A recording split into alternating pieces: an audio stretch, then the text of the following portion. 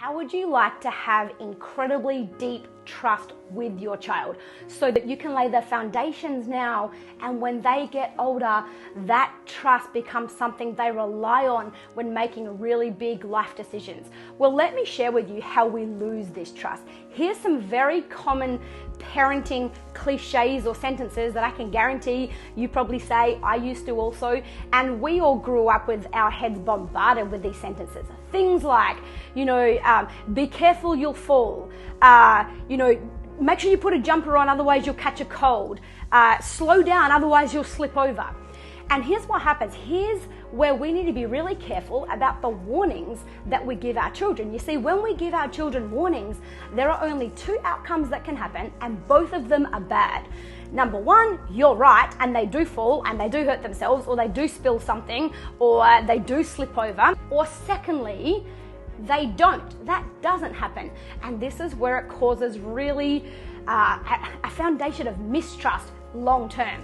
Because if you're telling your children, slow down, you'll fall, and put a jumper on or you catch a cold, and that doesn't happen, they start building subconsciously, they start building a belief system that we don't know what we're talking about, that anything we say doesn't happen anyway. I didn't wear a jumper and I didn't get a cold. I didn't get down from the tree, but I didn't fall. I did carry that glass plate and I didn't spill anything, or I didn't break it.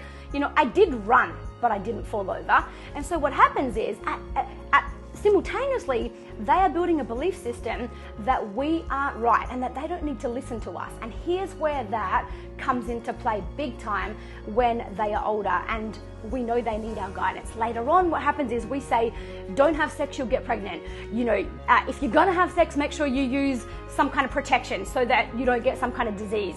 Don't drive fast, otherwise you could crash. Don't take drugs, you could end up with brain damage. Don't drink alcohol, you could end up in liver failure. All these things. But what happens is, by then, they've already got a belief system that says, everything else you said to me throughout my life didn't happen, so why would this? Why do I need to listen to you now? Everything else you've said never happened. And so they've already got a belief system. We've lost our credibility with them. They've already got a belief system that they don't need to trust us, because anything we say doesn't happen anyway. So instead of giving your child warnings about what could happen, here's what you can do instead. Ask them to consider. Have you considered where you're going to put your foot before you grab the next branch? Have you thought about things that could take place if you're not taking care?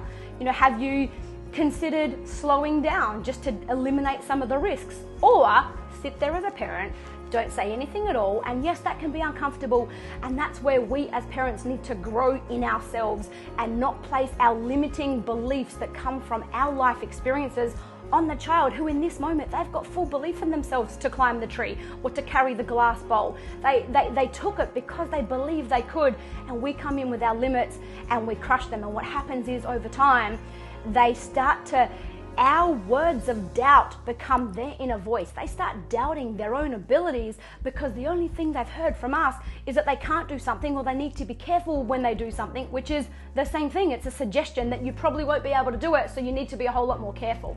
Again, all of these things break down the trust that we have with our children. So I'm going to encourage you just to ask questions instead. Have you considered? Or you say to your child, let's say they're carrying something that is that they could break. You say, I love how you're carrying that so carefully. I can see you're being very careful with that. So we tell them that they are already doing what we want them to do. I can see you're really being careful about what branch you're grabbing onto before you take your next step. So we tell them that they're doing what we want them to do, so that what we're saying subconsciously is, you are capable, you can do this. I can see you evaluating your own risk, and you have the ability to do it. If you have enjoyed this video and you would like more information on how you can little by little build your trust, your child's self-esteem, their sense of self, their self-belief, please comment down below. Tell me, what was it you got from this video, and what would you like to hear